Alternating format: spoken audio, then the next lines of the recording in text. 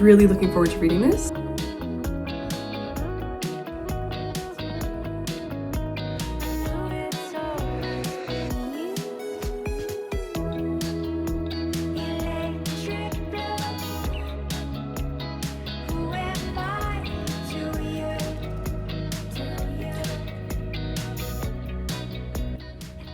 I bought a book. Count 1, guilty. Count 2, guilty.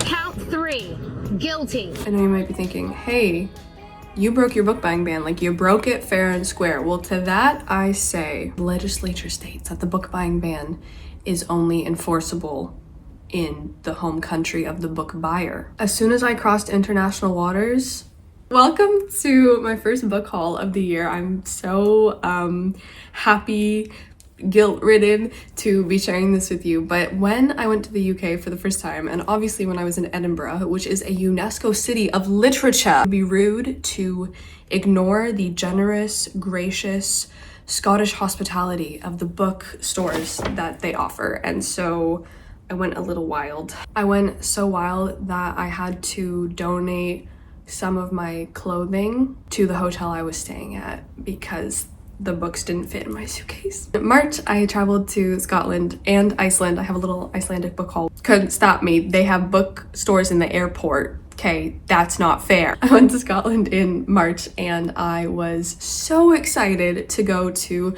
UK bookstores. You guys over there on your little aisle, you don't know how good you have it. I came back with all these books and my parents were so confused. They were like, Emma, like, do you know the value of the pound compared to the Canadian dollar? Every time I bought a coffee, do you know what? When I went to the bookstore, why? Tell me why. I know why, you don't have to tell me why. I'm sorry I'm screaming at you in this video. It is cheaper for me, a Canadian girly, to go over there, to fly how many hours to your island and buy books in pounds and have it still be cheaper. That also made this feel a little bit better, and I'm just so excited to show you the bookstores that I went to. I was hoping to make it more of like an in-person vlogging experience, but I was like sick as hell. Come book shopping with me in a city of literature.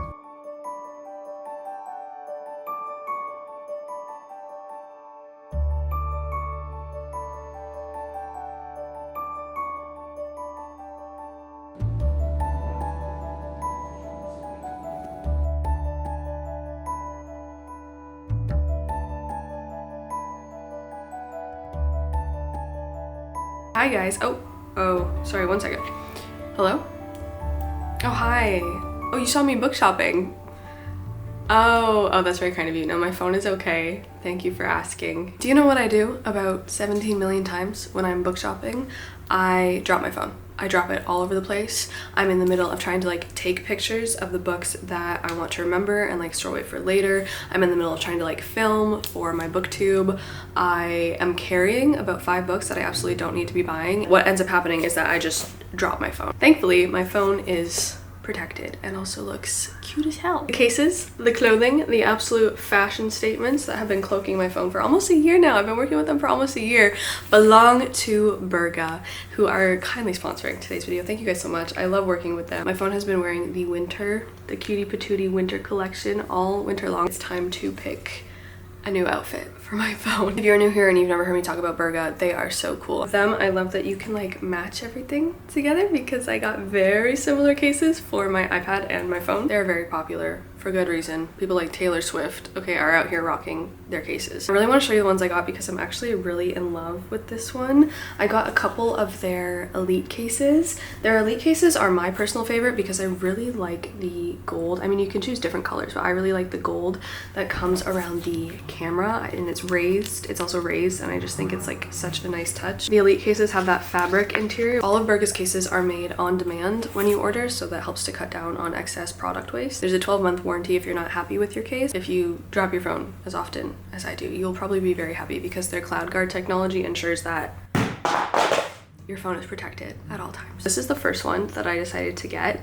Yes, you may be saying, Emma, that's a little bit similar to your winter vibe one. I really like the white around it. I just think it looks really, really, really nice. The other elite case I got is this beautiful tartan plaid, shall we say, red case. I got one of their tough cases, so these ones are a little bit different from the elite. They have a hard interior and a hard exterior, and they have the bezeled edges, the raised. Like the texture on this, I just wanna... I've never had one of their iPad cases before, but I really love this. This one feels so much sturdier than the one I had before. I love that it has a place for my little pen.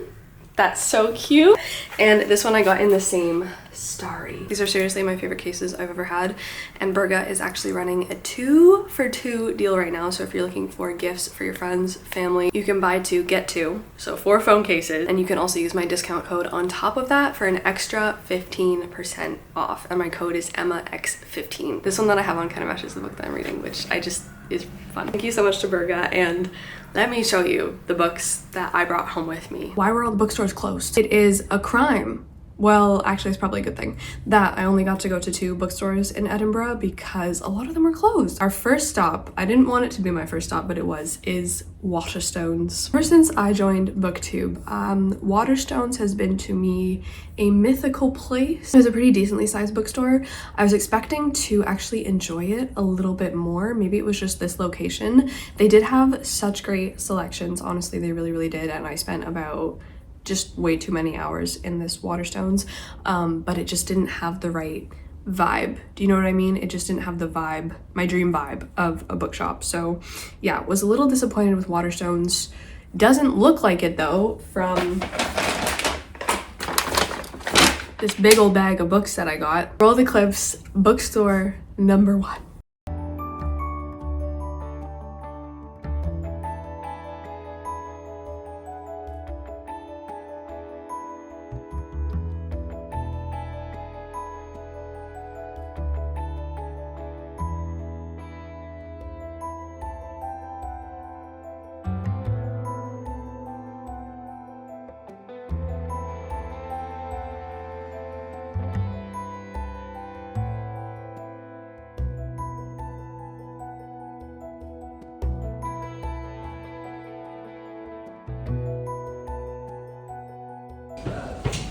I love this one.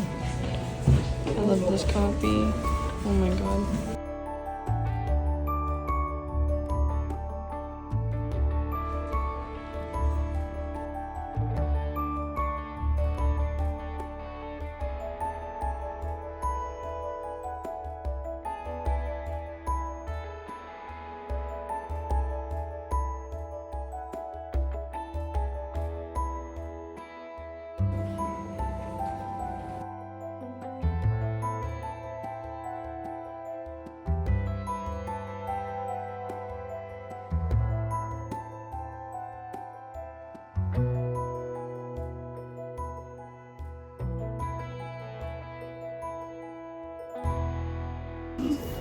I really like this cover.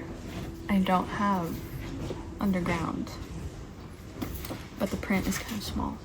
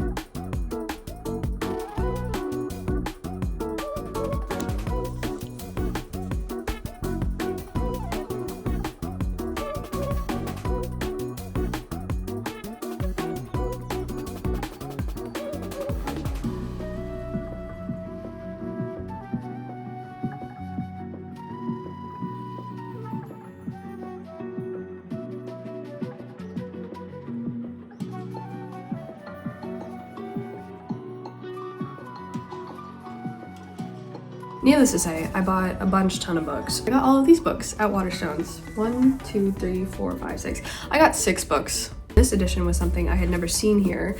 So I got American Psycho. American Psycho is the first book that I snagged on, and I was like, ooh, I've been wanting to read that for a really long time. I love the film.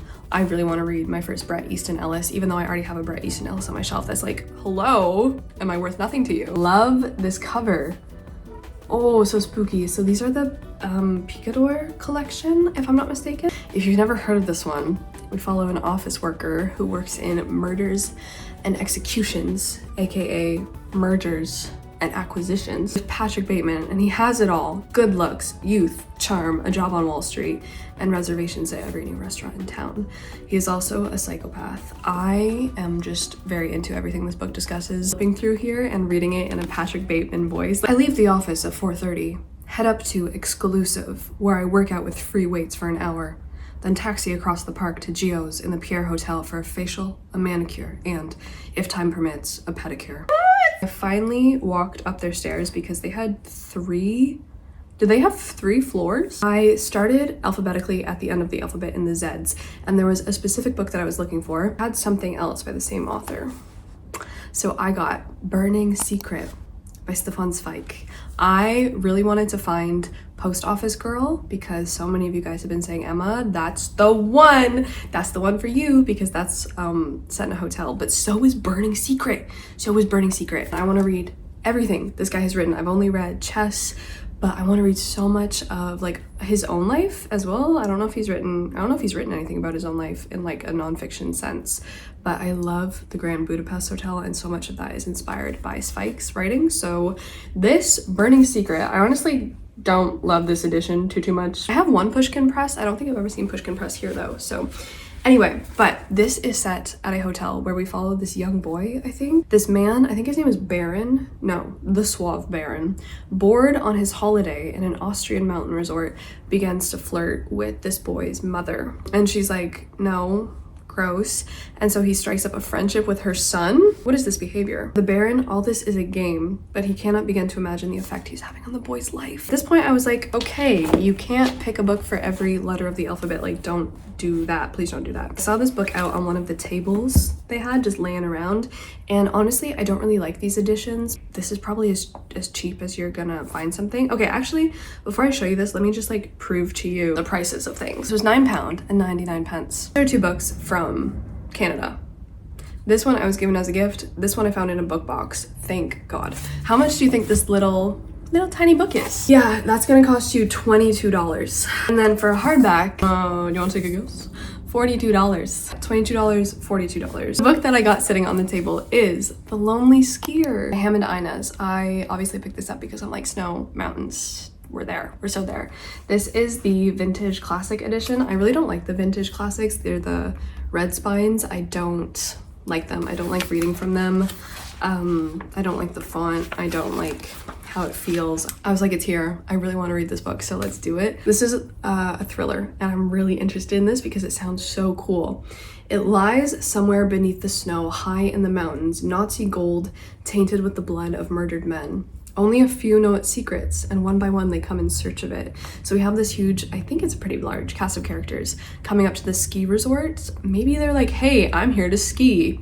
But they're actually trying to dig up for gold. I'm just really looking forward to reading this. This Waterstones that I went to had a lot of books by this author, and I knew that I wanted to get one of them. Sadly, they were pretty much all in the vintage classic editions, but the one that I finally picked up was Invisible Cities. I love this cover. This is Invisible Cities by Italo Calvino. I read my first Calvino last year. It ended up being one of my favorite books of the year, and that was If on a Winter's Night, a Traveler. Invisible Cities looks maybe a little less challenging. On the back from Jeanette Winterson is really, wow, the book I would choose as pillow and plate alone on a desert island. We have Marco Polo, who conjures up cities of magical times for his host, the Chinese ruler Kublai Khan.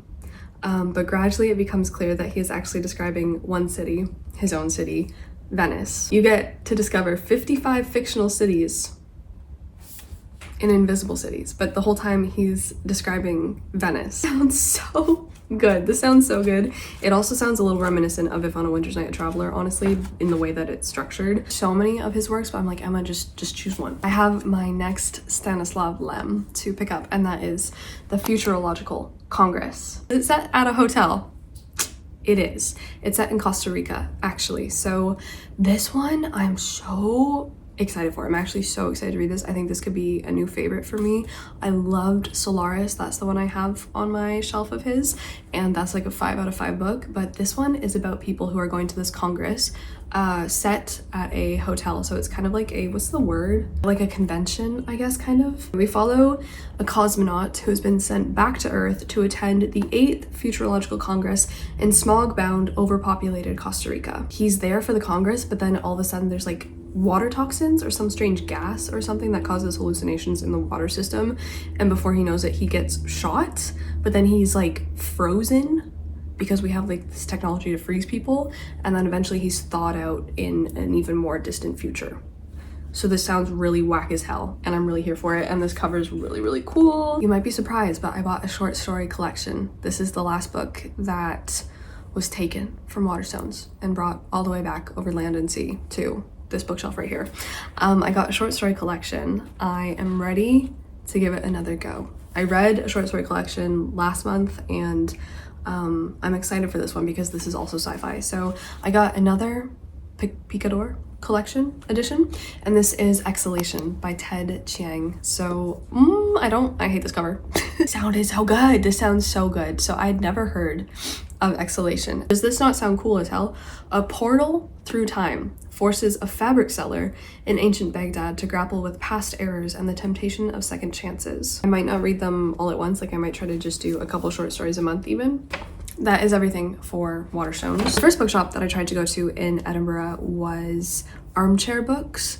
This one had been recommended to me a lot by you guys. Everyone was like, go to Armchair Books. It looked so cool. I was like looking through the photos. And then the day that I went there, I arrived right outside the shop. It was closed. It was temporarily closed. It only closed for a whole week or something like that. And so it wasn't gonna be open while I was in the city. So I was a bit gutted.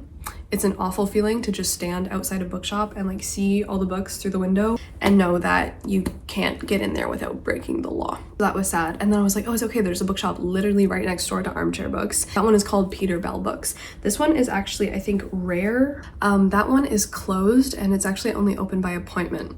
So then the second bookshop I tried to go to in the City of Books was closed. But Peter Bell Books, if I ever go back, they are rare antiquarian and secondhand books. They've been bookselling since 1974, in Edinburgh since 1980. I want to go to a bookshop only open by appointment. That's so mysterious. Our stock is handpicked, unusual, and interesting. Oh, they do have an online shop. Had a signed and inscribed book by Rilke to his close friend and translator.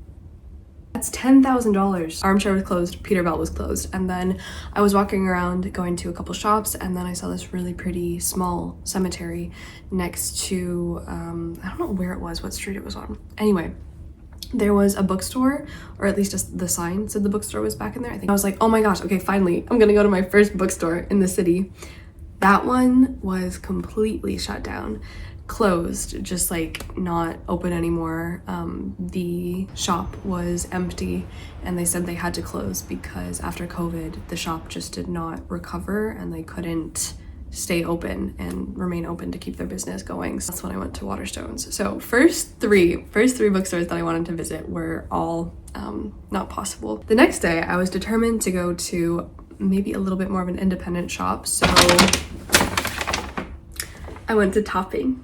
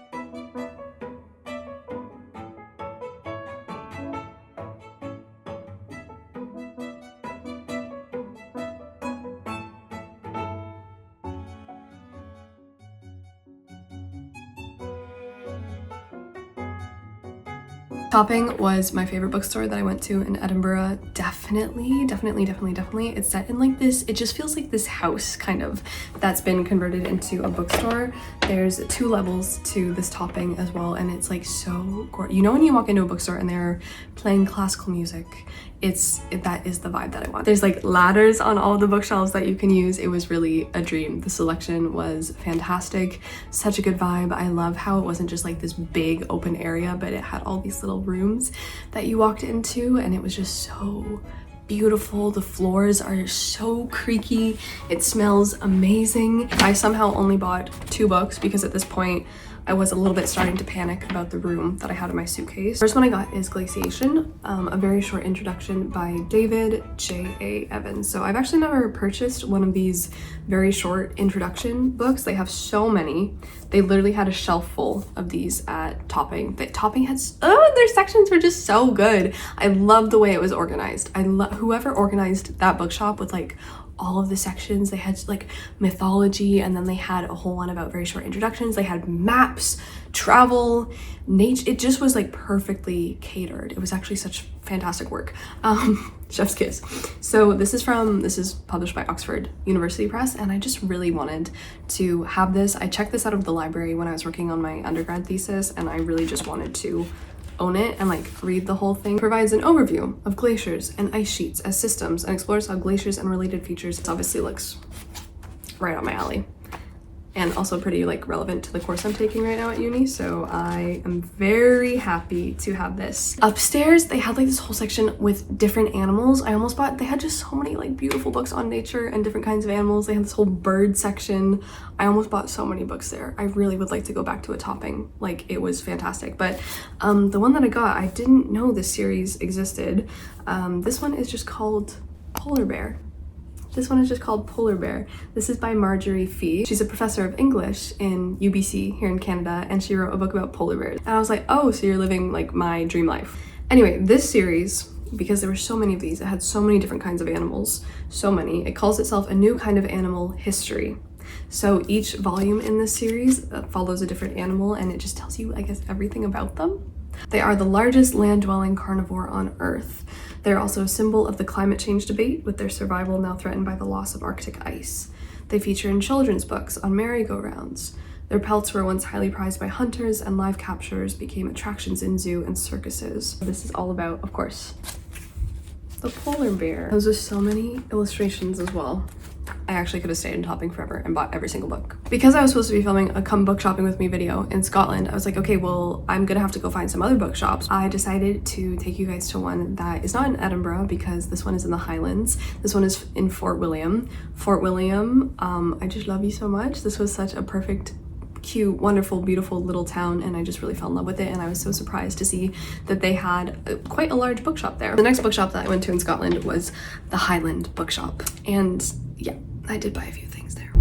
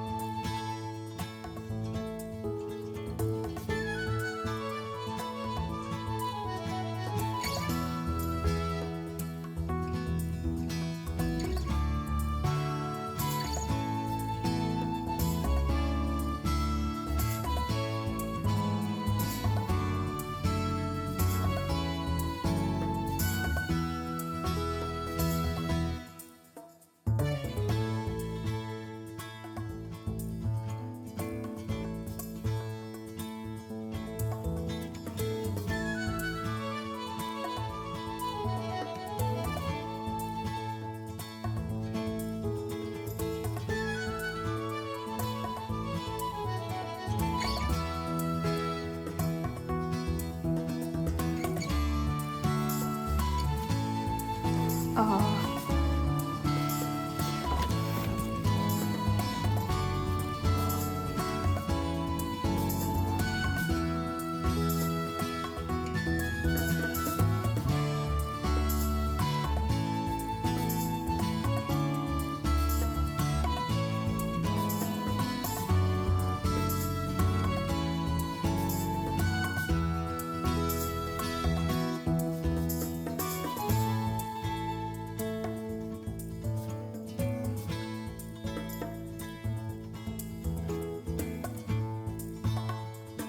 One focused a lot on Scottish history. They also had a pretty large fiction section, and upstairs, because this one was also 2 floors, had a secondhand section. And what do you know, lo and behold, I walk into the secondhand section, and what is the table before me but old books about the Arctic. They had my number. The first thing that I got is not a book at all. They had a bunch of maps, which I was like, oh, maps, I love a good map.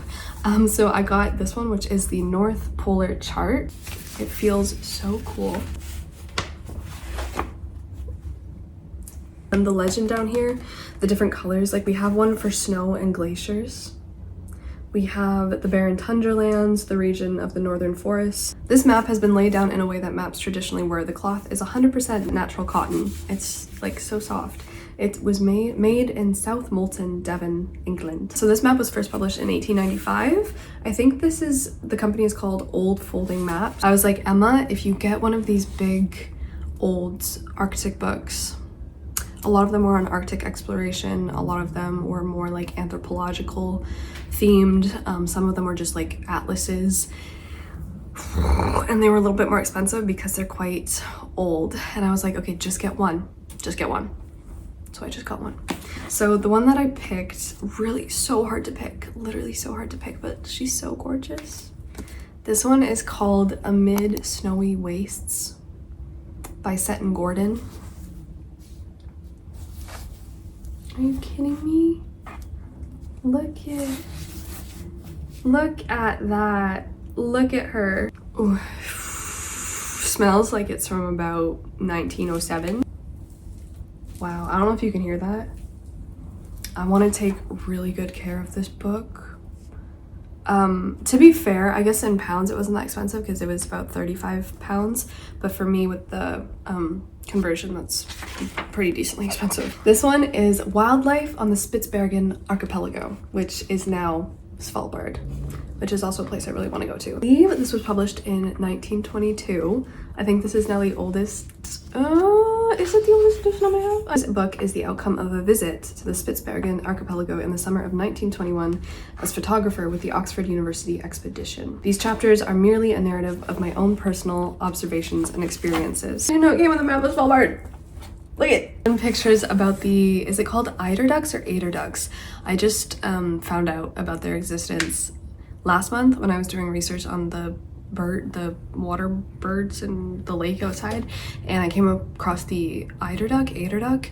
Fell in love with this thing. Look how freaking cool this thing looks. But there's a whole chapter on it because we don't have those here. They're much further north. He describes like seeing all the glaciers and all the animals and birds in the town of Fort William. I don't know why they had so many penguin themed things. If anyone knows why, I haven't really done any research since being back home into why that is, because there's definitely no penguins in Scotland. But I bought a couple of penguin guys and I was like, okay. So I got this little pin, so cute.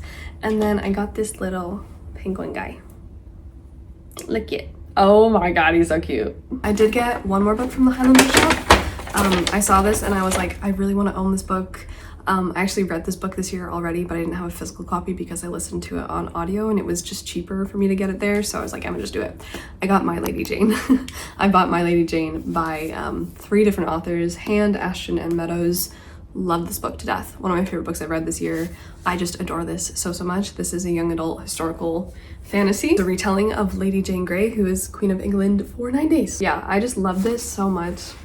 Smells so good. Also got this little stag painting. But wait, there's more. Bonus round. 5-hour layover in Keflavik on the way home in Iceland.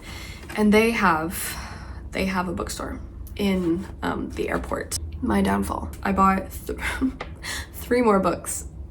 3 more books, and then I just had to carry this on the plane because there was absolutely no more room for me. The bookstore is Penn and Idmundson. They have a great location in Reykjavik as well. They actually have, I think, 2 locations in the city, but they also have one in the airport. So the first book that I got is Hotel Silence. The fixations are still fixating. You just can't get away from the hotel and the ice, I guess. I'm so sorry if you want to break from that. Not happening. Yeah, this is by Autur Eva Olafsdottir. This has been on my wish list for years. Someone recently recommended it to me as well. It looks so cute. I think this is about someone getting a hotel. Either they inherit it or buy it. His wife has left him. His mother is slipping deeper into dementia, and his daughter is no longer who he thought. He buys a one-way ticket to a chaotic, war-ravaged country and wants to put an end to it all, but he starts to stay at Hotel Silent. Other things that need his attention: the crumbling hotel, the staff, and his unusual fellow guests. It's like really heartwarming and sweet and just what I love about hotels too. So yeah, so that is Hotel Silence. And then I actually got 2 books by this author. This one I had heard about and was also on my list. This one is Animal Life. What is she like? Is there like a weird pairing between like hotels and ice and snow? This one is also published by Pushkin Press. This cover is really gorgeous. This one is set a week before Christmas, and we follow a midwife who is delivering her 1,992nd baby. She's a midwife descended from a long line of midwives. She lives in her apartment in Reykjavik, and one night when a huge storm is passing through the city, she I don't know, she's going through her home, she stumbles upon this box of letters. Synopsis is pretty vague on this one, but there's like so many quotes on every page, it looks like. I promise you, the last book in this video, I got it to complete a trilogy. Okay, so I bought The Heart of Man by Jan Kalman Stephenson. This is the 3rd and final book in the Heaven and Hell trilogy, if that's what it's called. I've read Heaven and Hell, which I bought in Iceland the first time I was there, and then I also read, what's the second book called? The Sorrow of Angels. I read The Sorrow of Angels as well, and I finally have The Heart of Man. So I'm really like these covers. The first book follows this young boy who becomes part of a fishing group who go out on the ocean and fish cod until one day a tragedy befalls them, and it kind of changes the course of his life. So I'm very happy to have the last book so it can go with the others now, and I can finally finish the saga. 1, 2, 3, 4, 5, 6, 7, 8, 9, 10, 11, 12, 13. I came home with 13 new books. Fear ye not, because I do have my first Read It or on Haul It episode with all like custom rules, shall we say, to deal with the breaking of the book buying ban, because I can't lie to myself, I did break it pretty hard. Thank you for coming book shopping with me. I hope this was an enjoyable journey. I would love to do this more and more, just like explore bookshops with you guys and see what there is to see. So maybe I will do another edition of this soon in my own land. Thank you for coming to Edinburgh with me. Thank you for bearing witness to the things I have done, and I will see you guys very soon in my next video. If you have been to these bookshops, if you think I need to like get on a plane and go right back to Peter Bell, if you made it to the end of this video, can you leave me a book emoji, a little book emoji? Ciao.